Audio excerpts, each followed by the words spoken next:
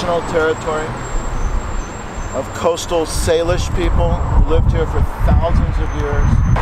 We're gathered here today in mourning and grief, sadness, and speak for myself, and I know a lot of other Jewish people, also with a lot of anger and fury at what the country that purports to be the country of the Jewish people is doing.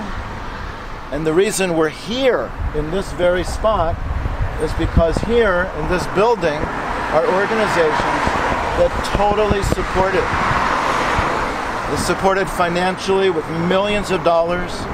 They support it materially by sending our children and adults there to actually dig in and support it. They support it politically by pressuring and manipulating our governments, and also manipulating the media that's supposed to be telling people the truth about things. So we've come here today to stand in front of the Jewish Community Center of Greater Vancouver, and many of us are Jews of Greater Vancouver. We've come here many, many times, brought our children here, went to classes here, met friends here, enjoyed eating in the cafeteria, swimming in the pool. You know, we are part of the Jewish community, and it's so clear to us that the organizations that purport to represent, speak for the Jewish community, are missing it. They're getting it wrong. They're not speaking for us, and they're not speaking for many, many other Canadian Jews. I think the majority. But we want to start with what I said first, is sadness, mourning, and grief. We're here today on a day that happens to be the Jewish holy day of Shavuot. Shavuot in our tradition is when God revealed the Torah directly to the people of Israel in, I'll say, mythical, ancient times. The Torah has basic instructions for living. Things like, thou shalt not kill. Thou shalt not murder. Thou shalt not envy the house of thy neighbor. And if you go deeper and deeper into the Torah, I'm just talking about in the book of Leviticus, it says things like, thou shalt not move the landmark of your neighbor from his field, assuming that it was a he, which it was, right? So today is celebrated in the Jewish world as the day when those things came to our ancestors and they accepted them, and they even said, we will do it, and then we'll listen and get the details later. The most important thing is what we do in this world. It's not what we say, not what we talk about, what we actually do with our actions. So that is what's special about today. And then also today, in synagogues all around the world, Jewish people come together and say prayers to honor the memory of beloved people who died. It's a very normal, natural thing that happens to every one of us. So we felt that we need to mourn and grieve for 131 of our brothers and sisters who were born in Gaza, who have been killed, murdered in the last few weeks, intentionally, by Israeli army snipers. Everyone knows this. It's in every media. Stand silent and do nothing. We know among those names there are children, there were amputees in wheelchairs, there were clearly identified medical people. We know that.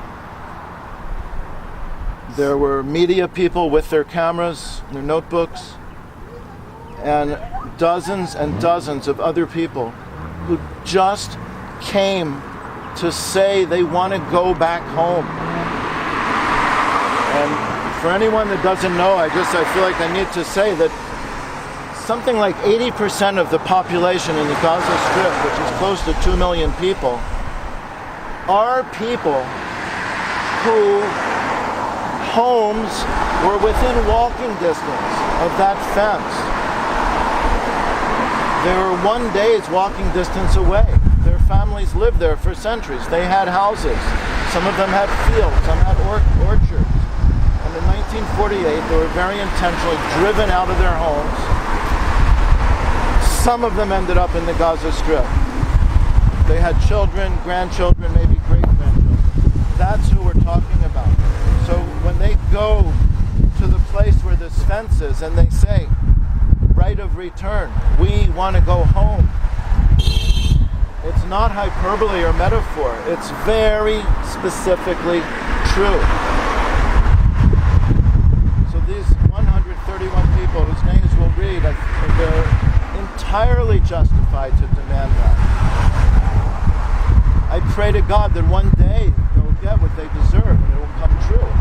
And besides praying, it's up to us to do what we can to help them and support them. And just to loop this around, our Canadian government is completely complicit in maintaining this very unjust structure the way it is. So as Canadians, hopefully we can bring about some change. I think we're in a moment where more and more people are realizing what's going on. You know, just the horrible things that Israel's been doing has been in the news. No one can miss it. Many Jewish people are expressing their anguish to me. They want to do something. So there's a moment when we can do something. Just recently, 19 members of Parliament of Canada went on a very eye-opening tour to Palestine. I think they may be ready to act within the government. People need to begin to respond and to shape what's happening better than they do. So let me just get the names. I think I'll light this memorial candle. It's a long list. I'd like to pass it around and have different ones of us read it. There are a lot of people in Israel who once had better values and don't anymore. That's a tragedy. Thank you for saying that.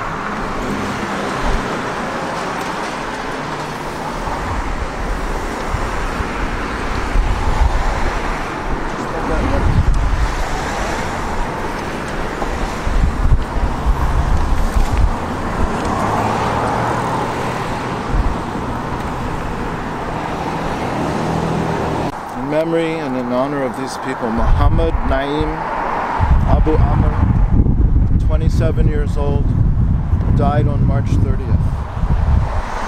Amin Mansour Abu Muammar, 22 years old, died on March 30th. I don't want to say died, I think I need to say killed. Muhammad Najjar, 25 years old, was killed on March 30th. Ibrahim Abu Sha'ab, 22 years old, killed on March 30th.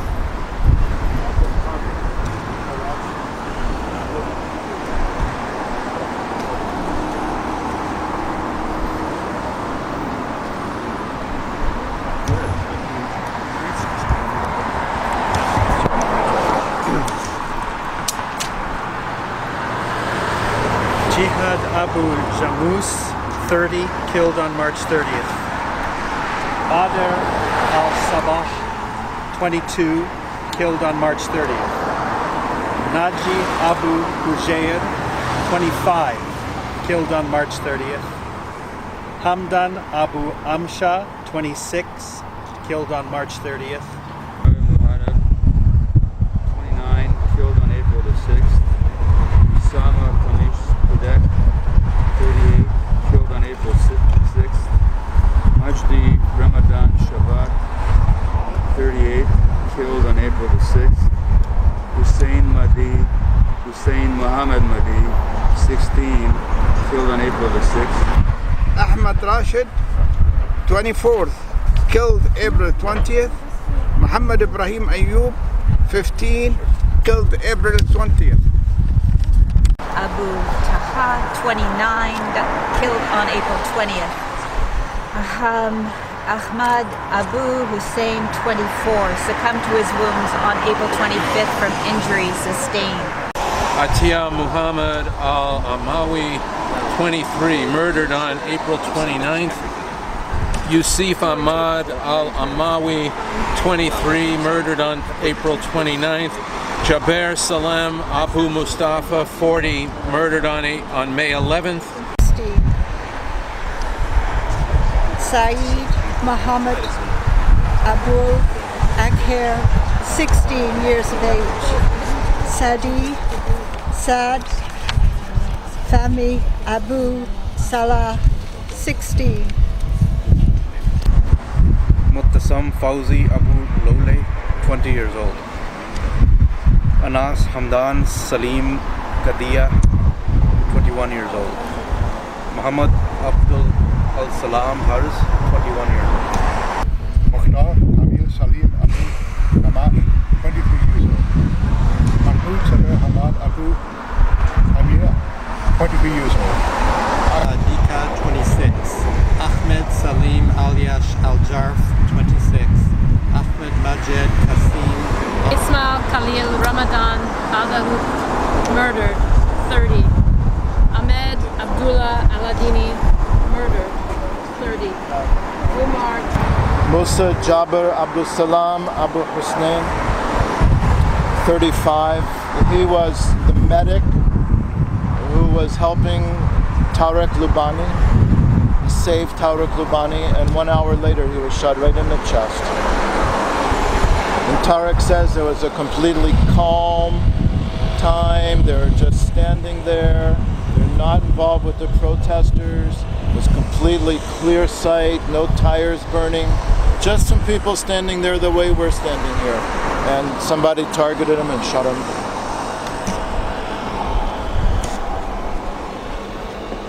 Every single one of these people is a person that had a whole full life. I'm just going to say what it is and then later pray it. But it starts off with the words Yitkadal v'yitkadash shemei Rabbah Be'alma divra chirutei yamlich malchutei.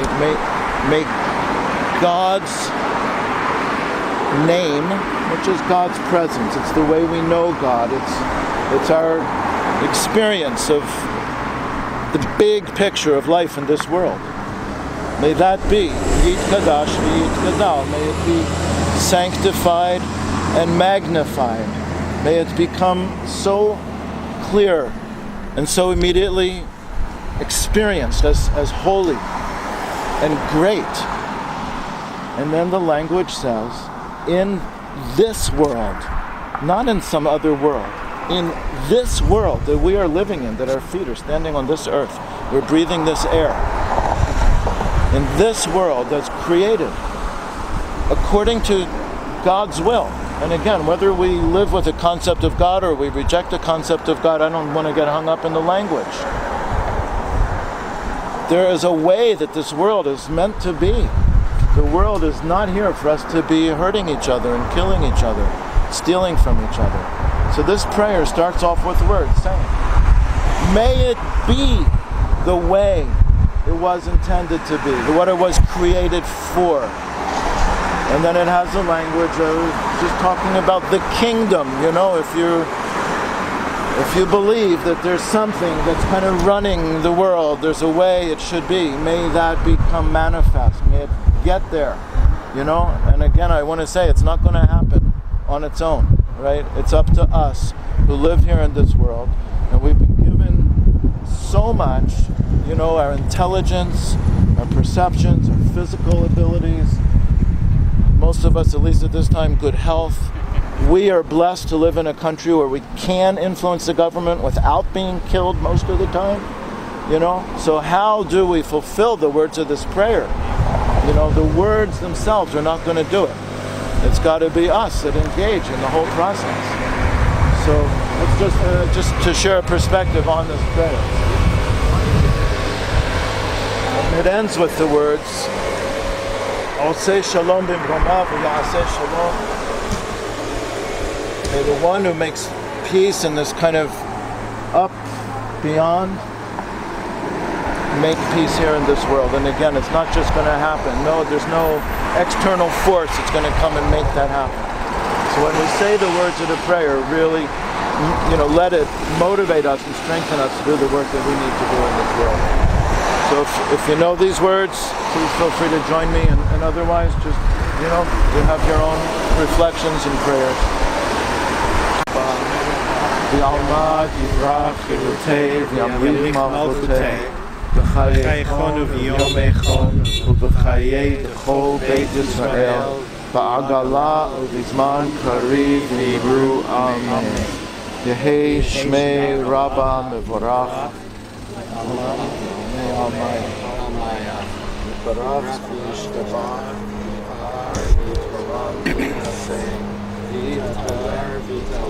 V'talal shmei b'kudasha b'reichu La'ela mikol birchata v'shirata Tush b'chata v'nechemata Damiran b'alma v'imru amen. Yehei shlama rabba min shemaya Aleinu v'al kol Yisrael v'imru amen.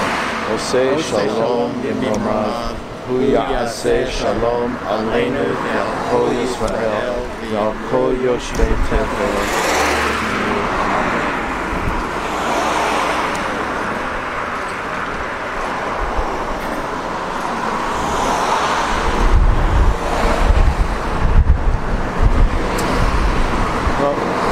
Shokal was born in Palestine and was forced to leave. And he's been in Canada way longer than I have. And I guess that's enough to say. But please, Shokal. First of all, I would like to thank you for your support. And as a Palestinian refugees, I think we need that to see it in every city, in everywhere, because we have been suffering, as you know, especially my people in Gaza has been under siege. And I used to work with the United Nations, and I lived in Gaza for a while to see the situation. I documented in many films the hard life over there.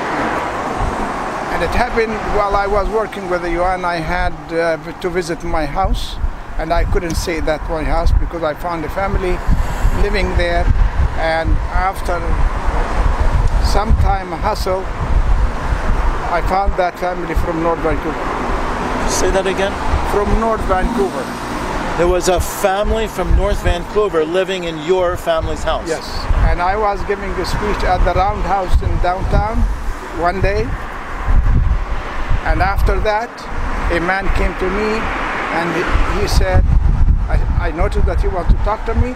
And then I said, I welcomed him, and he said, that is my father, which you mentioned, living over there with my mother.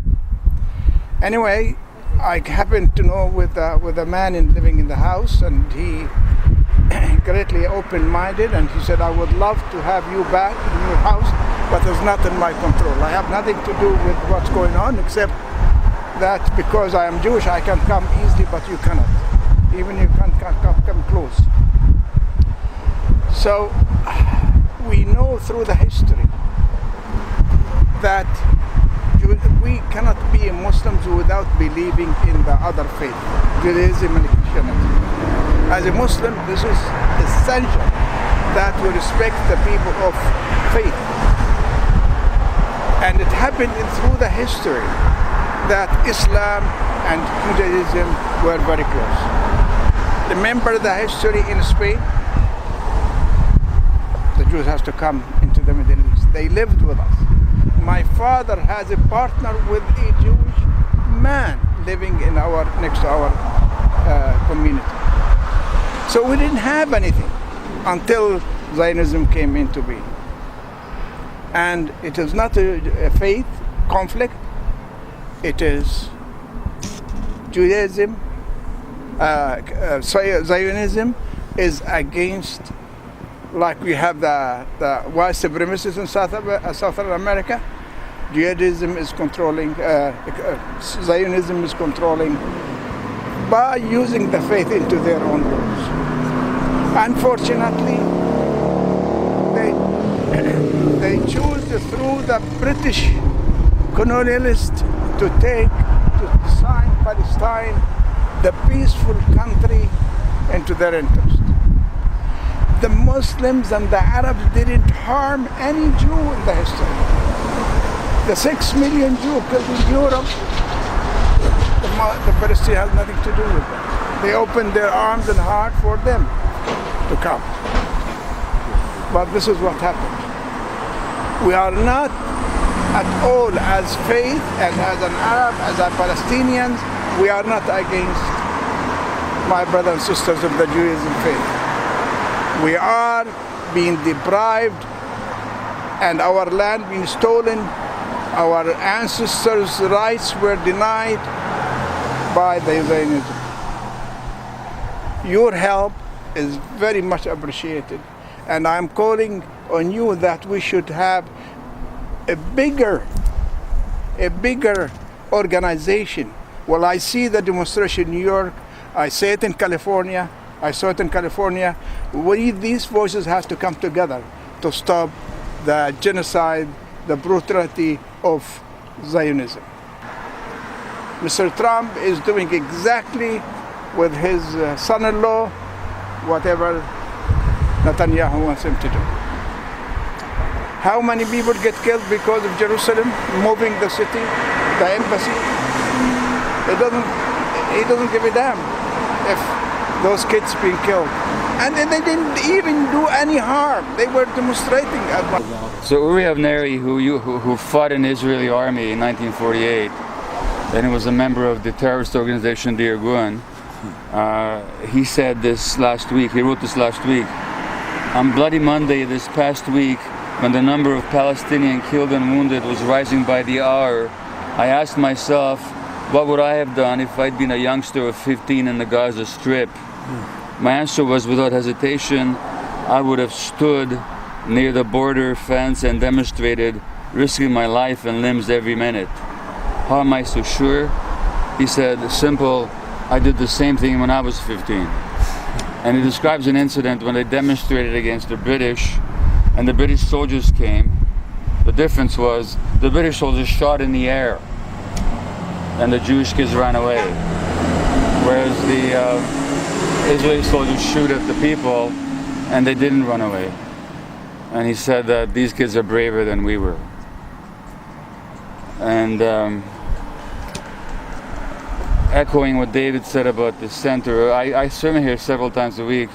It's called the Jewish Community Center. It's not the Jewish Community Center, it's the Zionist Community Center, because a Jewish Community Center would allow for all kinds of opinions and all kinds of tendencies and points of view. This place does not. So why they call it the Jewish Community Center, it would be more accurate to call themselves the Zionist Community Center. At least that would be honest. And it's that same confusion between Judaism and Zionism that you talked about. It's a tragedy. It's a tragedy. I'm just glad to be here to bear witness along with the rest of you. Thank you. It's supported by charitable donations given to the Jewish Federation, which is the same organization that supports the Jewish schools down the street, and it supports a Jewish old age home on that corner over there, the Louis Breyer Home and Hospital. The Jewish Federation does a lot of very good things. It supports family counselors, supports food bank for Jews in poverty, does many good things, but it also raises millions of dollars to support CIJA, and CIJA uses its resources to really distort and manipulate our government in Canada. I copied their statement from earlier this week, their reaction to Justin Trudeau's mild statement suggesting that there should be an investigation. I don't even know what there is to investigate. But Justin Trudeau had the temerity to say that after a Canadian doctor was shot. While he's just standing there, he was shot, right? The previous 5 weeks of Palestinians being killed wasn't anything for Justin Trudeau to speak out about. A Canadian doctor got shot, and Trudeau wouldn't have said anything if it wasn't for people like us, I'm saying all of us, saying, Prime Minister, it's time, come on, Canada needs to step up. So after finally he did that, my phone is here, I can't read it to you. Go home, look up either, it's CIJ, CIJ.ca, look for the statement that they issued, completely blaming the Palestinians themselves for getting themselves killed as some kind of a PR trick, that they'll get sympathy if people see dead Palestinian bodies. It's all a trick.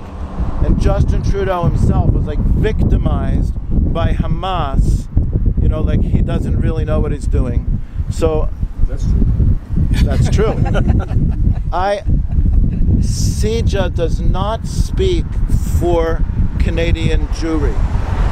I'm not going to do it now, but thank you. And I think that's a message we got to get out stronger and stronger. I mean, that's why we're here today in front of this building. And most people don't come out for a thing like this. We just started organizing it about 2 o'clock yesterday afternoon, but I just, last weekend I spoke at an event in Victoria, 2 events. A lot of Jewish people came. There was someone there who has led a Jewish choir for 30 years. I started singing the way I sang here today. She started singing with me so beautifully, And then she said to me, she feels so ashamed. She doesn't want to sing Jewish music anymore. She's thinking about just quitting that choir that she's been the leader of. And then I spoke with someone else who he told me his wife has a klezmer band playing Jewish music. Completely separate person. Said to me the same thing. His wife doesn't want to be associated. She's thinking, keep the band but change the music. And something that I've heard said, I think is true, is that Judaism is being occupied by Zionism. It's being taken away from us. Ray said that in the beginning. So I think I just want to say also about our organization. There's some journalists here. We're an organization called Independent Jewish Voices. We're 10 years old this year. We have groups, chapters all across Canada. We're small. I think we represent far more people than have ever joined us. And I invite you to learn more about us. I can talk with you later, and there's others here that could as well. But let me just hand that back to you. Printed something about it. The Star got blasted. The editor got blasted. And some of us wrote letters to the editor thanking her for putting that in the paper so people could even know about it. And she wrote to me and said, thank you. It matters so much to get these letters of support. So I'm just saying, what's next? I don't know how many rallies or prayers or whatever we need. I think we really need action. Just another thing I should say this. I talked about CIJA. CIJA launched a campaign, slick and really good, online, asking CIJA supporters to write to Justin Trudeau and every member of Parliament. And the national coordinator of IJV has said members of Parliament have gotten 5,000 letters, 10,000, I'm saying letters, I mean emails, right? So what are they going to do, Don Davies, who's an MP from just the other side of the street here, he was one of the 19 MPs that had the guts to go on that tour of Palestine. He should hear from us. I'm just giving some specific things that we can do. There's 1,000 of them. Anyway, thank you. So I guess in that capacity, I just want to thank everyone for coming, and especially to thank David. I thank all of us who were involved in it, but especially David for basically, taking this under his wing. And I just hope something comes of it, and it ends this tragic, unjust situation.